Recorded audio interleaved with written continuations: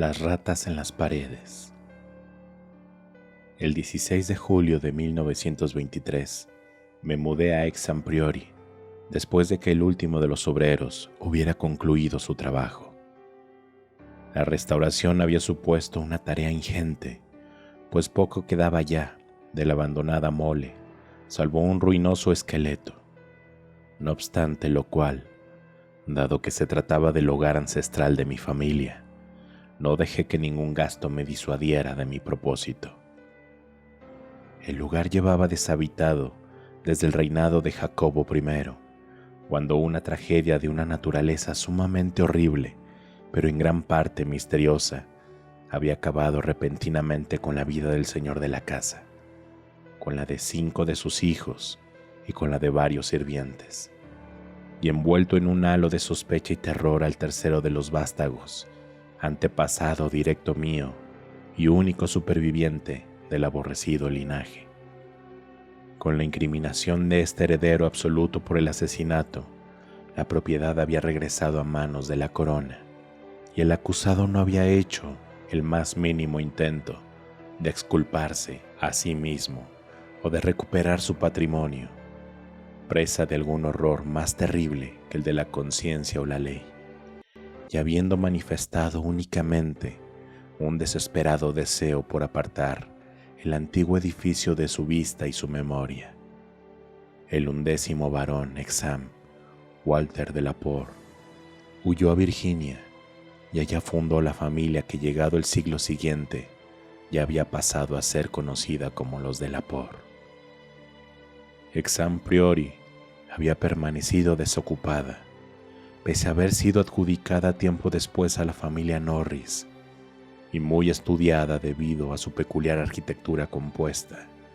una arquitectura que comprendía unas torres góticas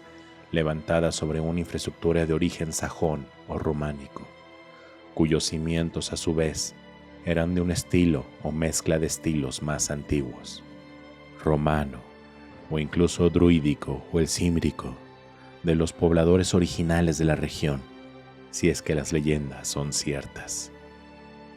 Estos cimientos eran algo muy singular, pues se encontraban unidos por uno de sus lados a la roca viva del precipicio calizo, desde cuyo borde el castillo dominaba un yermo valle, situado 5 kilómetros al oeste de la pequeña localidad de Anchester. Los arquitectos y los amantes de las antigüedades adoraban visitar aquella extraña reliquia de siglos ya olvidados, pero las gentes de la región la detestaban. La habían odiado cientos de años atrás, cuando mis antepasados vivían allí, y seguían odiándola hoy, cubierta bajo el musgo y el moho resultantes del abandono. Yo no había pisado Anchester en mi vida antes de descubrir que provenía de una familia maldita, y esta semana los obreros han dinamitado Exampriori y están trabajando en borrar todo rastro de sus cimientos. Yo siempre había conocido los datos básicos relacionados con mi ascendencia, junto con el hecho de que mi primer antepasado norteamericano había llegado a las colinas rodeado de extraños rumores. De los detalles, sin embargo, no había tenido información ninguna, debido a la continua política de discreción mantenida por los de la Porre. A diferencia de los dueños de las plantaciones vecinas, nosotros rara vez presumíamos de tener cruzados u otros héroes medievales o renacentistas entre nuestros antepasados, y tampoco había ninguna historia ancestral que se transmitiera de generación en generación, exceptuando lo que pudiera haber escrito en el sobre lacrado que en los tiempos anteriores a la Guerra de Sucesión, cada cabeza de familia dejaba a su hijo mayor para que fuera abierto a su fallecimiento. Los honores que valorábamos eran aquellos que habíamos alcanzado desde nuestro viaje al Nuevo Mundo, los honores de un orgulloso y respetable, aunque un tanto huraño y reservado, linaje de Virginia. Durante la guerra, nuestra fortuna resultó destruida y toda nuestra existencia cambió debido a la quema de Carfax, nuestro hogar a orillas del río James. Mi abuelo, que era una persona de edad avanzada, había perecido en el atroz incendio, y con él el sobre que nos unía a todos con nuestro pasado. Hoy puedo recordar aquel fuego, igual que cuando lo contemplé en su día con 7 años,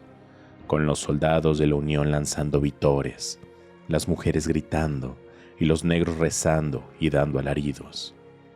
Mi padre se hallaba en el frente, defendiendo Richmond, y después de muchas formalidades, mi madre y yo conseguimos que nos permitieran atravesar las líneas para reunirnos con él. Una vez terminada la guerra, los tres nos trasladamos al norte, de donde era oriunda mi madre, y yo alcancé la edad adulta, la madurez y, finalmente, la riqueza convertido en un yanqui impasible. Ni mi padre ni yo llegamos a descubrir nunca el contenido de aquel sobre que debíamos haber heredado, y, cuando me metí de lleno en el anodino mundo empresarial de Massachusetts, perdí todo interés en los misterios que obviamente se ocultaban en el remoto origen de mi árbol familiar. De haber sospechado su naturaleza, con qué gusto habría dejado ex priori a sus musgos, murciélagos y telas de araña. Mi padre murió en 1904, pero sin ningún mensaje que legarme a mí o a mi único hijo, Alfred, un niño de 10 años que había perdido a su madre. Fue este muchacho quien invirtió el sentido del flujo de información familiar, pues, si bien yo únicamente podía ofrecerle conjeturas en tono de broma en lo referente a nuestro pasado, él me habló a mí por carta de unas leyendas ancestrales sumamente interesantes cuando la reciente guerra le hizo viajar a Inglaterra en 1917 como oficial de aviación. Los de Laport, al parecer, tenían una historia llamativa y tal vez siniestra, ya que un amigo de mi hijo, el Cap Edward Norris, del Real Cuerpo Aéreo, vivía en Manchester, cerca de la antigua residencia familiar, y le había contado algunas supersticiones campesinas cuyo carácter asombroso y disparatado pocos novelistas serían capaces de igualar. El propio Norris no las tomaba en serio, desde luego, pero divertían a mi hijo y constituían un tema atractivo para las cartas que me enviaba. Fueron estas leyendas las que hicieron que me interesara definitivamente por mi herencia transatlántica y las que motivaron que me decidiera adquirir y restaurar la antigua morada familiar, la cual Norris le había enseñado a Alfred en su pintoresco estado de abandono y ofreciendo conseguir para él por una suma sorprendentemente razonable, al ser su propio tío el actual dueño de aquel terreno. Compré ex priori en 1918, pero me vi distraído prácticamente de inmediato de mis planes de restauración por el regreso de mi hijo como un lisiado inválido. Durante los 2 años que vivió, estuve entregado en cuerpo y alma a su cuidado, llegando a dejar incluso la dirección de mi empresa en manos de unos socios. En 1921, al verme afligido y sin propósito en la vida, un fabricante retirado que se encontraba ya lejos de su juventud, decidí entretenerme durante los años que me restaran con mi nueva posesión. Cuando fui a visitar Manchester en diciembre, me acogió como invitado el Cap Norris, un joven rollizo y afable que había tenido a mi hijo en alta estima y cuya ayuda me procuré a fin de recabar planos y detalles que sirvieran de guía en la próxima restauración. La contemplación del edificio en sí no me produjo ninguna emoción especial, al tratarse de un tambaleante montón de ruinas medievales cubiertas de líquenes y plagadas de nidos de grajos que se encontraban suspendidas peligrosamente al borde de un precipicio y que estaban desprovistas de suelos u otros elementos interiores, a excepción de las paredes de piedra de las torres anexas. A medida que fui reuniendo información, poco a poco sobre el aspecto del edificio en los tiempos en que mis antepasados lo habían abandonado más de 3 siglos atrás, empecé a contratar obreros para su reconstrucción. Me vi obligado en todos los casos a buscarlos en poblaciones distintas a las más próximas al lugar, ya que los habitantes de Anchester albergaban un miedo y una aversión hacia él que rayaban lo inverosímil. Este sentimiento era tan intenso que a veces se transmitía a los trabajadores venidos de fuera, hecho que provocó numerosas deserciones, al tiempo que su alcance parecía incluir tanto el edificio en sí como la antigua familia que lo había ocupado. Mi hijo me había contado que la gente lo había evitado un poco durante sus visitas debido a que era un delator, y ahora yo me vi sutilmente rehuido por la misma razón, hasta que logré convencer a los campesinos de que apenas sabía nada de mi herencia. Aún así siguieron teniéndome una hosca antipatía, por lo que me vi obligado a recabar la mayor parte de las historias locales por mediación de Norris. Tal vez lo que la gente no era capaz de perdonar era que hubiera ido allí a restaurar un símbolo tan abominable para ellos, dado que, de forma racional o no, tenían Exam Priori por nada menos que un nido de demonios y hombres lobo. Después de atar cabos entre las historias que Norris recopiló para mí y de complementarlas con los trabajos de varios eruditos que habían estudiado las ruinas, llegué a la conclusión de que Exam Priori se levantaba en el mismo emplazamiento de un templo prehistórico, una construcción druídica o antedruídica que debía de haber sido contemporánea de Stonehenge. Que allí se habían celebrado ritos indescriptibles era algo que pocos dudaban, y existían desagradables leyendas que hablaban de la transferencia de estos ritos al culto a Cibeles, que los romanos habían introducido. Ciertas inscripciones aún visibles en el subsótano del edificio presentaban caracteres tan inconfundibles como Div, Ops, Magna Mat, un epígrafe dedicado a la Magna Mater,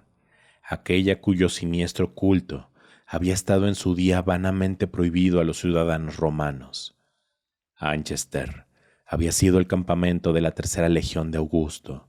tal como atestiguaban numerosos restos, y se decía que el templo de Cibeles era espléndido y rebosaba de adoradores que practicaban nefandas ceremonias siguiendo los mandamientos de un sacerdote frigio.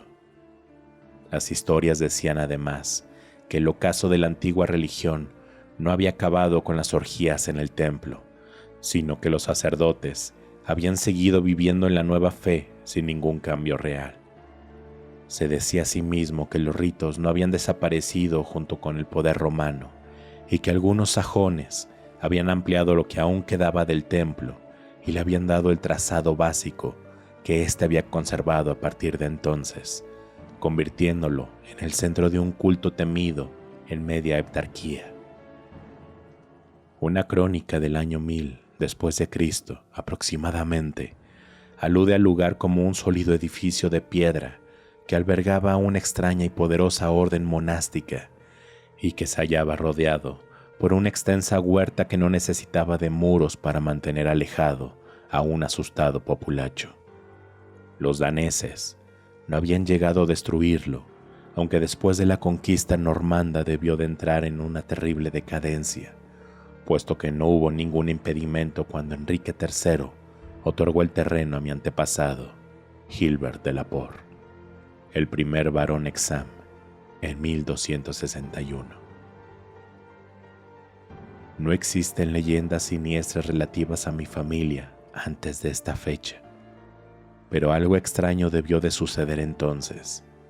En una crónica que se hace referencia a que un de la Porre había sido maldecido por Dios en 1307, al tiempo que las leyendas locales solamente tenían cosas omniosas y desesperadamente aterradoras que decir del castillo que se erigió sobre los cimientos del antiguo templo y monasterio. Las historias que se contaban en las casas por la noche eran de un tipo sumamente truculento y resultaban más espantosas aún tanto por su temerosa renuencia a entrar en detalles como por su carácter turbiamente evasivo. Aquellas historias representaban a mis ancestros como una estirpe de demonios, al lado de los cuales Giles de Retz y el Marqués de Sade parecían los mayores principiantes. e insinuaba de manera susurrante su responsabilidad por algunas desapariciones que se habían producido a veces entre los habitantes del pueblo a lo largo de varias generaciones. Los peores elementos, al parecer, eran los varones y sus herederos directos, o por lo menos eran los que más cuchicheos suscitaban. Se decía que, si uno de tales herederos presentaba inclinaciones más sanas de lo habitual, a menudo sufría una muerte prematura y misteriosa, a fin de dejar su lugar a otro vástago más representativo del linaje. Parecía existir una secta en su seno, presidida por el cabeza de familia y en ocasiones limitada únicamente a unos pocos de sus miembros. Más que la ascendencia, era la forma de ser lo que a todas luces constituía la base de aquella secta, dado que varios de sus integrantes habían entrado en la familia por la vía del matrimonio. Lady Margaret Trevor de Cornells, esposa de Godfrey, el segundo hijo del quinto varón, llegó a ser la peor pesadilla de los niños de la región, así como la diabólica protagonista de una antigua balada particularmente horripilante que aún no ha sido olvidada del todo en las zonas próximas a la frontera con Gales. También en otra balada se recuerda, ilustrando no obstante un caso distinto, la espantosa historia de Lady Mary de la Porte, quien al poco tiempo de desposarse con el Earl de Sherfield, resultó asesinada por este último y su madre, un crimen tras el cual el sacerdote al que ambos feminicidas confesaron aquello que no se atrevían a contar al resto del mundo, los absolvió y les dio su bendición. Estos mitos y canciones, por muy normales que fueran en un entorno vulgarmente supersticioso, me provocaban un gran rechazo. Su persistencia, así como su adscripción a tantos y tantos de mis ancestros, resultaba especialmente incómoda, al tiempo que las imputaciones de monstruosas costumbres me recordaban con desagrado al único escándalo conocido entre mis parientes más directos, el caso de mi primo, el joven Randolph de la Porte de Carfax, quien se había ido a vivir entre los negros y convertido en un sacerdote vudú tras su regreso de la guerra mexicano-estadounidense. Mucho menos perturbadoras para mí eran las historias de tipo más vago que hablaban de gemidos y aullidos escuchados en el yermo valle, azotado por el viento al pie del precipicio calizo, del pestilente olor a cadáver que se percibía tras las lluvias de primavera, de la chillona y agonizante cosa blanca que el caballo del Sir John Clave había aplastado una noche en mitad de un campo solitario, y del sirviente que se había vuelto loco debido a algo que había visto en el castillo a plena luz del día. Todas estas cosas eran mánidos cuentos de fantasmas, y yo, por aquel entonces, un escéptico declarado. Las historias referentes a desapariciones de campesinos eran menos susceptibles de desestimación,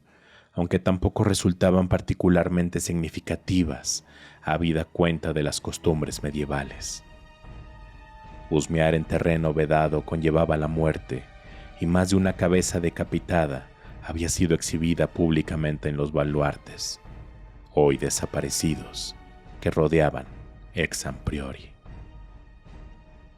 Algunas de aquellas historias eran extremadamente pintorescas y me hacían desear haber aprendido más mitología comparada en mi juventud. Existía la creencia, por ejemplo, de que una legión de demonios con alas de murciélago celebraban aquelarres todas las noches en el castillo,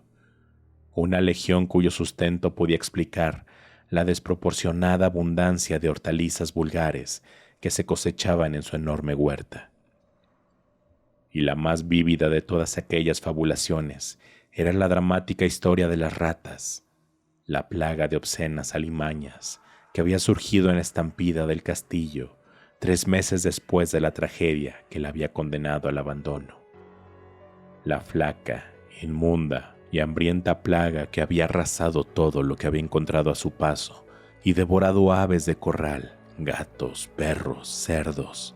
ovejas e incluso 2 desaventurados seres humanos antes de agotar su furia. Existe toda una serie de historias diferentes centradas en aquella plaga de roedores, imposible de olvidar, puesto que ésta se diseminó entre las casas del pueblo y trajo consigo diversas calamidades y horrores. Tales eran las leyendas con que me vi bombardeado mientras trataba de llevar a cabo, con la obstinación típica de un anciano, la tarea de reconstruir el hogar de mis antepasados. No ha de imaginarse ni por un instante que estas historias conformaban mi principal entorno psicológico, ya que, por otro lado, recibía constantes ánimos y elogios por parte del Cap Norris, así como también de los estudiosos del pasado que me rodeaban y ayudaban. Una vez acabado el trabajo, más de 2 años después de su inicio, contemplé las grandes habitaciones, las paredes paneladas en madera, los techos abovedados, las arqueadas ventanas con perteluces y las amplias escaleras con un orgullo que compensaba plenamente el inmenso coste de aquella restauración. Todos los rasgos propios de la arquitectura del medievo habían sido hábilmente reproducidos y las partes nuevas se fundían perfectamente con los muros y cimientos originales. El hogar ancestral de mis padres había sido reconstruido y me encontraba deseoso de rectificar por fin la terrible fama local del linaje del cual yo era el último representante. Me instalaría en aquella casa de forma permanente y demostraría que un Delaporte, pues había adoptado nuevamente la grafía original del apellido, no tenía por qué ser necesariamente un monstruo. Es posible que mi sensación de comodidad se viera incrementada por el hecho de que, aunque ex priori tuviera una decoración medieval, su interior fuese en verdad completamente nuevo y estuviese libre tanto de viejas alimañas como de viejos fantasmas. Como ya he dicho, me mudé a la casa el 16 de julio de 1923. El resto de sus ocupantes lo conformaban 7 criados y 9 gatos, especie esta última por la que siento un particular afecto. El mayor de todos mis felinos, Negrito, tenía 7 años y se había venido al castillo conmigo desde mi hogar en Bolton, Massachusetts. Los demás había ido acumulándolos con el tiempo que había estado alojado con la familia del Cap Norris, mientras tenía lugar la restauración del castillo. Los 5 primeros días disfrutamos de una rutina sumamente plácida, durante la cual me dediqué mayormente a compilar de manera ordenada información relativa al pasado de mi familia. Había logrado reunir para entonces algunas historias muy detalladas de la tragedia y huida final de Walter Delaporte, suceso que, me figuraba, podía ser el tema tratado en el documento hereditario, perdido en el incendio de Carfax. Mi antepasado, al parecer, fue acusado con mucha razón de haber asesinado mientras dormían a todos sus familiares y criados en la casa. Menos a 4 cómplices entre el servicio, unas 2 semanas después de haber hecho un impactante hallazgo que cambió radicalmente su comportamiento, pero que, salvo de manera implícita, no reveló a persona alguna, excepto tal vez a los sirvientes que lo habían ayudado y que habían huido después a donde nadie pudiera atraparlos. Esta matanza deliberada, entre cuyas víctimas se habían contado un padre, 3 hermanos y 2 hermanas, fue perdonada en buena medida por los vecinos del pueblo y tratada por las autoridades con tal laxitud que su perpetrador escapó indemne, entre honores y sin ocultar su identidad a Virginia. Siendo la opinión general cuchicheada entre las gentes que mi antepasado había purgado aquella tierra de una maldición inmemorial. ¿Qué descubrimiento había provocado un acto tan terrible? Era algo que apenas podía conjeturar siquiera. Walter Delaporte debía de llevar años conociendo los siniestros rumores que rodeaban a su familia, así que dichas habladurías no podían haber sido el motivo de su extraño impulso. Había sido testigo, entonces, de algún terrible rito ancestral, o tropezado con algún símbolo espantoso y revelador en el propio castillo o en sus alrededores. De él se decía que había sido un joven tímido y apacible cuando vivía en Inglaterra. En Virginia había parecido más alguien angustiado y aprensivo que amargado o encallecido. Otro aventurero de noble cuna, Francis Harley de Bellevue, lo había descrito en su diario como un hombre de una rectitud, honorabilidad y sensibilidad sin precedentes. El 22 de julio se produjo el primer incidente, el cual, pese a haber sido tomado a la ligera en su momento, adquiere una significación preternatural al relacionarlo con los acontecimientos que tuvieron lugar posteriormente. Fue algo tan trivial como para resultar casi inapreciable, y es posible que me hubiera fijado en ello en aquellas circunstancias,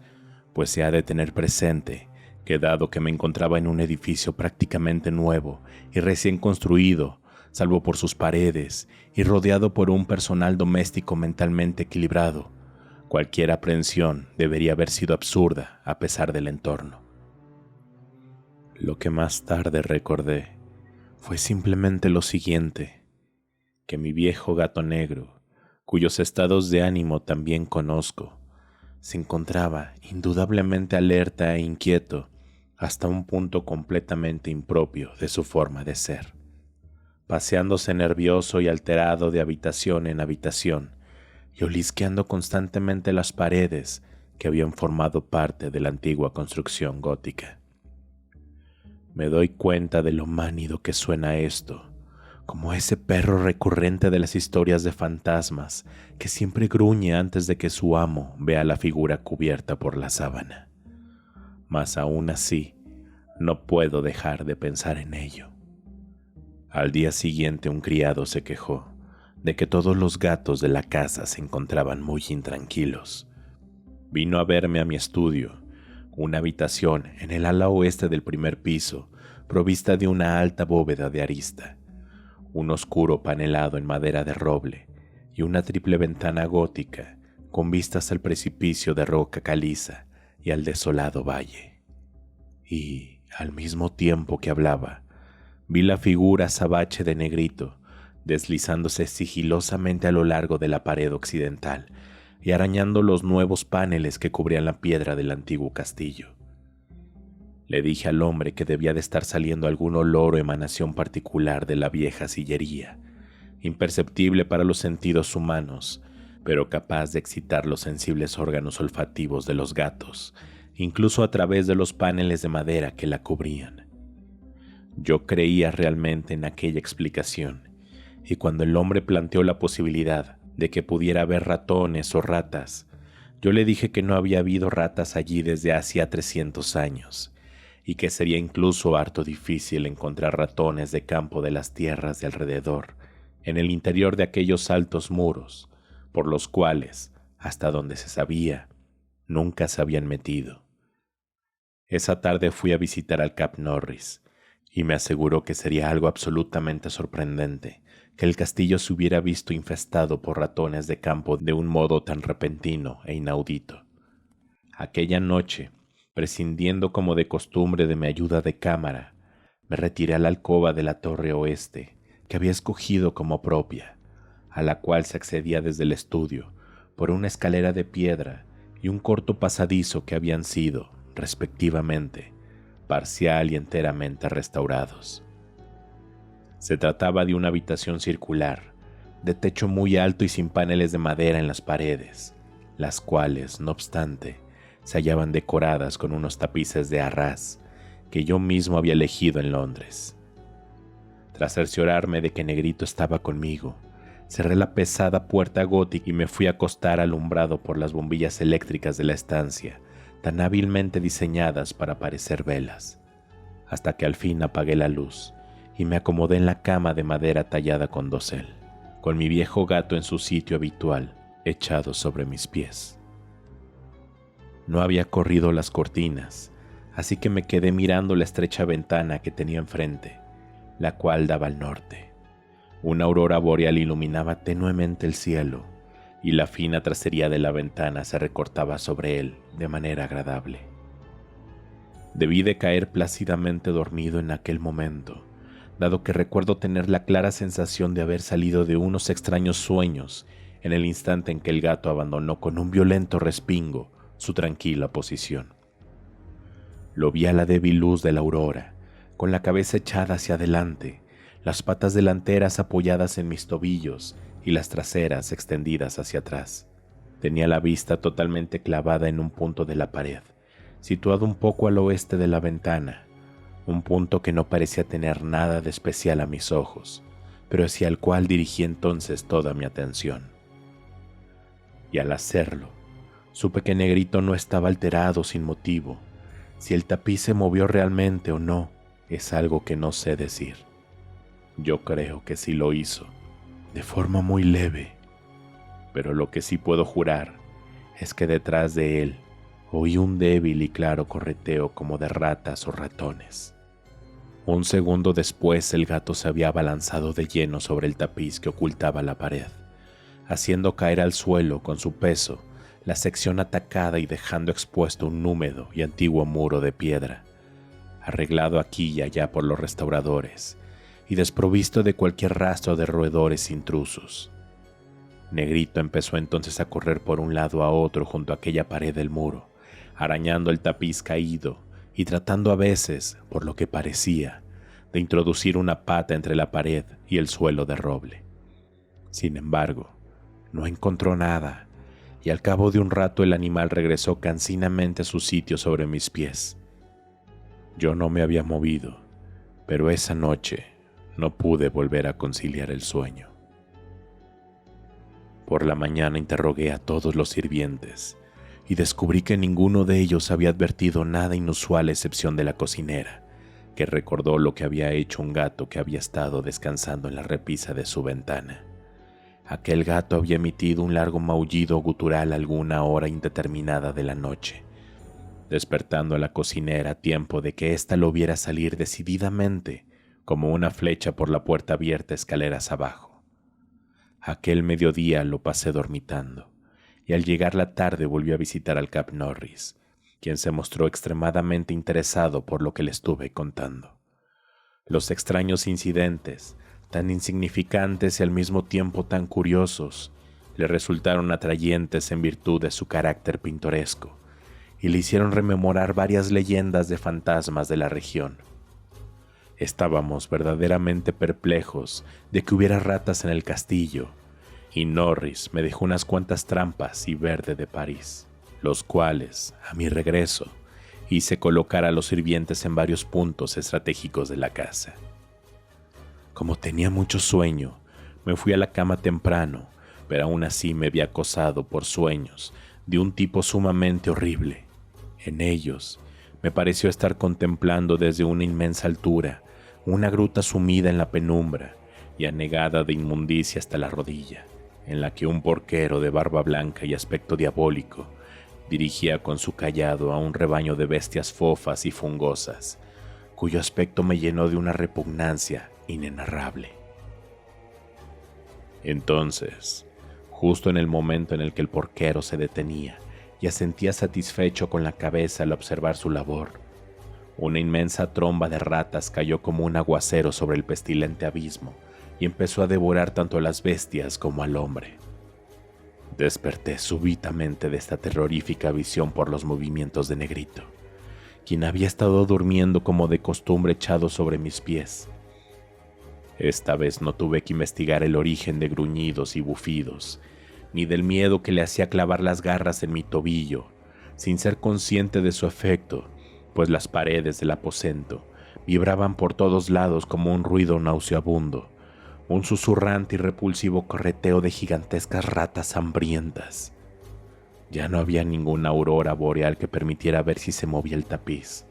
cuya sección caída había vuelto a colgar en su sitio. Pero aún así, el miedo que sentía no era tan intenso como para impedirme encender la luz. Cuando las bombillas iluminaron súbitamente la estancia, vi que el tapiz entero estaba sacudiéndose de un modo espantoso, haciendo que sus un tanto peculiares dibujos ejecutaran una singular danza macabra. Aquel movimiento cesó prácticamente de inmediato, y con él el ruido. Tras saltar fuera de la cama, Toqué el tapiz con el largo mango de un calentador de cama que tenía cerca y levanté una de sus secciones para ver qué había detrás. Pero allí no había nada salvo el remendado muro de piedra, e incluso el gato se había relajado al no percibir ya ninguna presencia normal.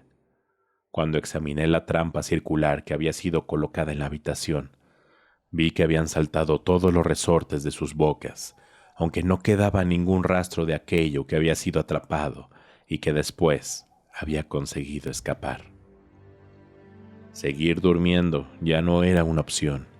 de modo que, tras encender una vela, abrí la puerta y salí al pasadizo en dirección a las escaleras hacia mi estudio, con Negrito siguiéndome a corta distancia. No obstante, antes de llegar a los antiguos escalones de piedra, el gato salió disparado por delante de mí y bajó por ellos a toda velocidad, desapareciendo de mi vista. Cuando yo mismo me encontraba bajando, advertí de repente unos ruidos en la gran habitación al pie de la escalera, ruidos de una naturaleza inconfundible. Las paredes revestidas con paneles de roble eran un invisible hervidero de ratas que correteaban de un lado a otro en agitado tropel mientras Negrito trataba frenéticamente de perseguirlas con la rabia de un cazador confundido. Al llegar a la habitación, encendí la luz, lo cual no hizo desaparecer el ruido esta vez. Las ratas continuaron con su alboroto, moviéndose en estampida con tal fuerza y claridad que al final me fue imposible asignar una dirección concreta a sus movimientos. Aquellas criaturas, en número aparentemente inagotable, se encontraban enfrascadas en una monstruosa migración desde alturas impensables hasta algún lugar bajo el castillo situado, quizás, a inconcebible profundidad. En ese momento oí pasos en el corredor, y un segundo después 2 sirvientes abrieron la pesada puerta. Estaban registrando la casa, en busca de lo que fuera que había sumido a todos los gatos de la casa, en un violento pánico, y les había hecho bajar precipitadamente varios tramos de escalera, para sentarse, maullando, frente a la puerta cerrada que llevaba al subsótano. Les pregunté si habían oído a las ratas, pero contestaron negativamente, y cuando me giré para dirigir su atención hacia los ruidos tras los paneles, me di cuenta de que estos habían cesado. Acompañado de los 2 hombres, bajé entonces a la puerta del subsótano, pero me encontré con que los gatos ya se habían dispersado. Más tarde tomaría la decisión de explorar la cripta bajo el castillo, pero en ese momento me limité a hacer una ronda para revisar las trampas. Todas habían saltado,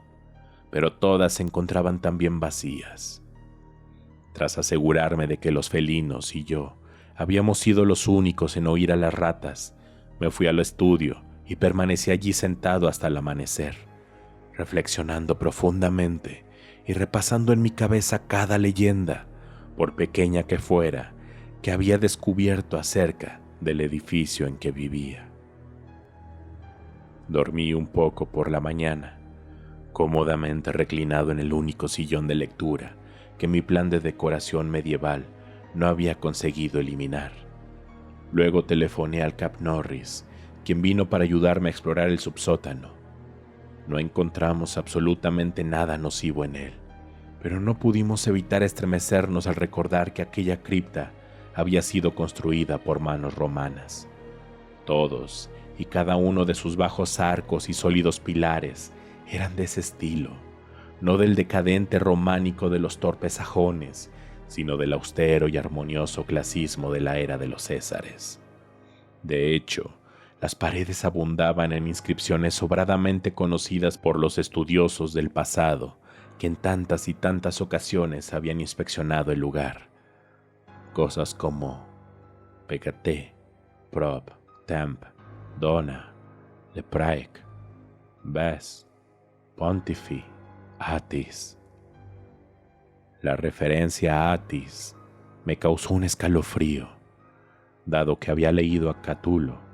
y sabía algo de los espantosos ritos de aquel dios del oriente, cuyo culto estaba tan entremezclado con decibeles.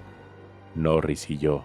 a la luz de nuestras lámparas, Tratamos de interpretar los extraños y casi borrados dibujos presentes en ciertos bloques de piedra irregularmente rectangulares que eran considerados altares según la opinión general. Mas no conseguimos sacar nada en claro de ellos. Recordamos que los estudiosos pensaban que uno de aquellos motivos, una especie de sol radiante, apuntaba a un origen prerromano, lo cual parecía indicar que aquellos altares habían formado parte de algún templo más antiguo situado en el lugar y dedicado quizás a deidades autóctonas, y que los sacerdotes del imperio simplemente habían seguido usándolos. En uno de los bloques había unas manchas marrones que sembraron preguntas en mi mente. El mayor de ellos, ubicado en el centro de la estancia, presentaba características en su cara superior que lo relacionaban con el fuego, probablemente con la incineración de ofrendas. Ese era el tipo de cosas que uno podía ver en aquella cripta, frente a cuya puerta los gatos habían estado maullando lúgubremente, y en la cual Norris y yo decidimos en ese momento pasar la noche. Los sirvientes bajaron al lugar unos divanes, tras lo cual les dimos instrucciones de no hacer caso a los gatos, hicieran lo que hicieran por la noche. También dejamos que Negrito se quedara con nosotros, tanto por la ayuda que pudiera brindar, como por su simple compañía. Decidimos mantener la gran puerta de roble, una reproducción moderna, con rendijas de ventilación, firmemente cerrada. Y una vez que nos hubimos ocupado de todo esto, nos acostamos con las lámparas aún encendidas, a esperar cualquier acontecimiento que pudiera presentarse.